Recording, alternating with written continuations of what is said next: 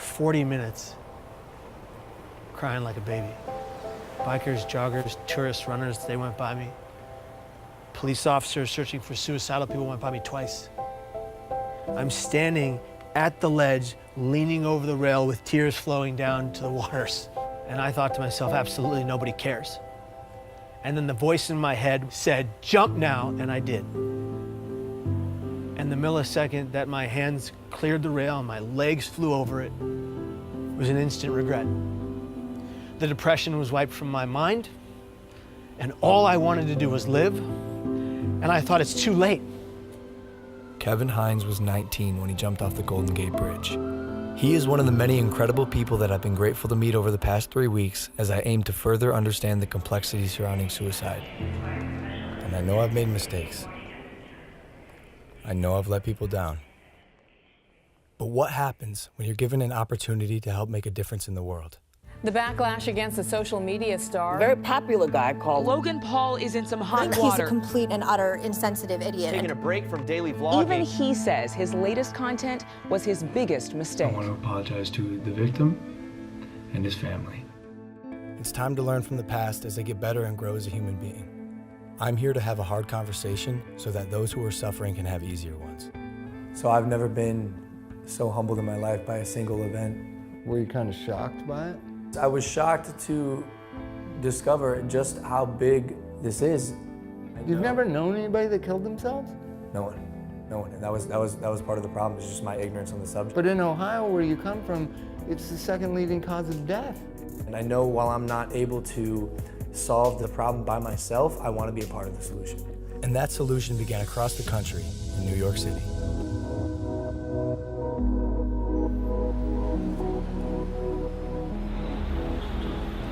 We sat down with Dr. John Draper, director of the National Suicide Prevention Lifeline.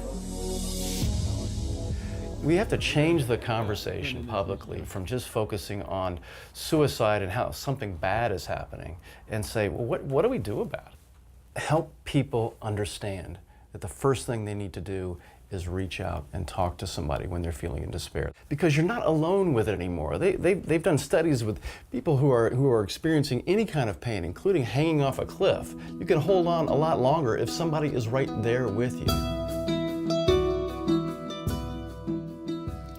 I think as a society, as human beings, we just have to be more compassionate. And that includes me too. That's something I'm learning along this journey. And something else that Dr. Draper told me were the 5 steps that anyone can take to help prevent suicide. Step 1 is simply just ask. Ask yourself, ask others, are you thinking about suicide? And I know that sounds like a daunting question, but literally that question can save lives. And step 2, accordingly, would be just to listen.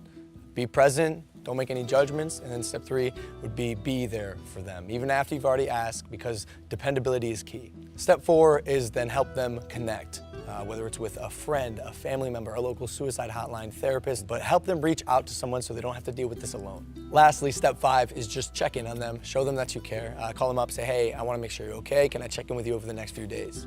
So one of the things that is so important about reducing stigma is getting stories out there about people positively coping with suicide. Do you guys know anyone I could talk to with the lived experience of suicide? Absolutely. We have quite a number of people that we could refer over to. Yeah. That'd be great. Yeah. And that's how we got introduced to Kevin Hines.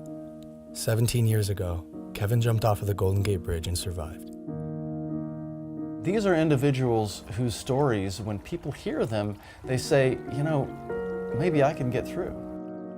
As opposed to hearing stories when people haven't. And those are, unfortunately, those are the stories that we've heard before. Now we're hearing more and more stories of people being more open about it. And as I was saying before, Logan, for every 1 person that dies by suicide, there's 287 other people that think seriously about it but don't. Those are stories, again, that have not been told. If we told those stories of people who got through it as opposed to one who didn't, imagine what kind of influence that would have on people's behavior. When I found out that 1 in 6 high school kids seriously think about suicide, that's stunning. Yeah. This is such a common problem. Logan, all I wanted was for one person to look me in my eyes and say, hey kid, are you okay? I am so grateful to be alive. And I'm grateful today for every millisecond I get to breathe. Because it was almost all ripped from me by me. What's one thing you would have said to your younger self To the Kevin who was 19, sitting on the bus, if you were next to you, and instead of the guy who pointed and laughed, what would you say?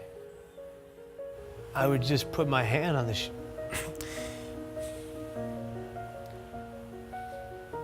I would just put my hand on my shoulder and I would just say, I'm here for you. I got you. We need to be a society that comes together for every person in the community that's going through hell. And in order to do that, every person that's going through hell, whatever hell, has to be honest about their pain.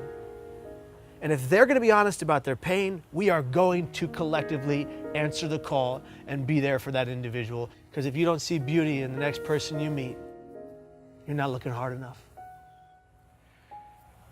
You're incredible, dude. This is an honor for me. It's an honor for me too, brother.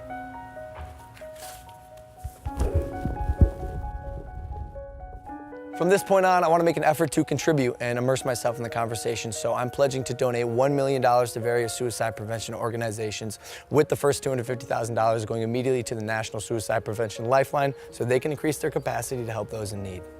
For anyone watching, I want you to know you are not alone, and most of the time, crisis passes. So if you or anyone you know feels alone or trapped, I encourage anyone to call or even text the suicide or crisis hotline. Both of those numbers are below, and although this is a tough conversation, it's important because things can and will get better. It's time to start a new chapter in my life as I continue to educate both myself and others on suicide.